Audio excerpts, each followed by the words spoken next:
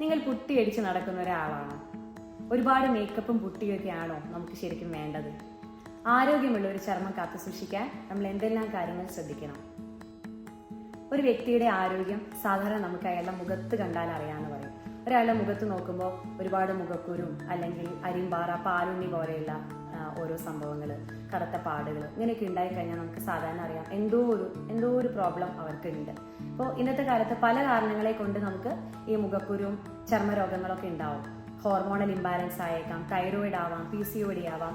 എന്നിരുന്നാൽ പോലും ചെറിയ കുറച്ച് കാര്യങ്ങൾ നമ്മൾ ഡെയിലി ദൈനംദിന ജീവിതത്തിൽ ശ്രദ്ധിച്ചു കഴിഞ്ഞാൽ നമുക്ക് ഒരു പരിധി വരെ ചർമ്മരോഗങ്ങളെയും ഈ ചർമ്മങ്ങൾക്ക് ഉണ്ടാകുന്ന ബുദ്ധിമുട്ടുകളെയൊക്കെ മാറ്റാനായിട്ട് സാധിക്കും. അതിൽ ഏറ്റവും ശ്രദ്ധിക്കേണ്ട ഒരു പ്രധാന ഘടകം, നമ്മൾ പുറത്തേക്ക് ഇറങ്ങുമ്പോൾ സാധാരണ നമ്മൾ വിയർക്കാറുണ്ട് അല്ലെ? അപ്പോൾ ആ വിയർക്കുന്ന സമയത്ത് ആ വിയർപ്പ് ആ ചർമ്മത്തിലിരുന്ന് അകത്തേക്ക് വലിഞ്ഞിറങ്ങുന്നതാണ് ഏറ്റവും കൂടുതലായിട്ട് നമുക്ക് അസുഖങ്ങൾ പിടിപെടുത്തുന്ന ഒരു പ്രധാനപ്പെട്ട കാര്യം എന്ന് പറയുന്നത്.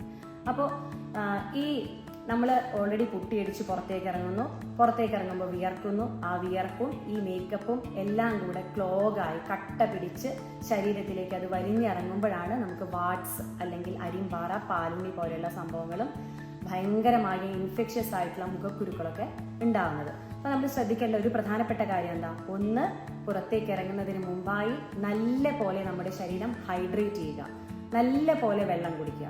അപ്പോൾ പുറത്തേക്ക് ഇറങ്ങുന്നതിന് മുൻപ് തന്നെ നമ്മൾ നല്ല പോലെ ഹൈഡ്രേറ്റ് ചെയ്ത് കഴിഞ്ഞാൽ നമ്മൾ വിയർക്കുന്നത് നമുക്ക് ഒരു പരിധി വരെ കുറയ്ക്കാനായിട്ട് സാധിക്കും.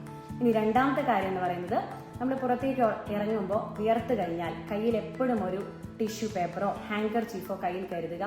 ആ വിയർപ്പ് നമ്മൾ ഒപ്പിയെടുത്ത് കളയുക, അല്ലാതെ അത് ശരീരത്തിലേക്ക് വലിഞ്ഞിറങ്ങാൻ അനുവദിക്കാതിരിക്കുക. ഇത്രയും കാര്യങ്ങൾ ശ്രദ്ധിച്ചു കഴിഞ്ഞാൽ നമുക്ക് മുഖക്കുരുക്കളെയും അതുപോലെ വാട്സ് എന്ന് പറയുന്ന അരിമ്പാറ, പാലുണ്ണി പോലെയുള്ള അനാരോഗ്യപരമായ സംഭവങ്ങൾ നമുക്ക് ഒരു പരിധി വരെ നിയന്ത്രിക്കാനായിട്ട് സാധിക്കും. ആയുർവേദ കോസ്മെറ്റോളജിയിലെ ഇത്തരം പുതിയ അറിവുകൾക്കായി ഈ ഒരു ഉദ്യമം വീണ്ടും സന്ദർശിക്കുക. Thank you.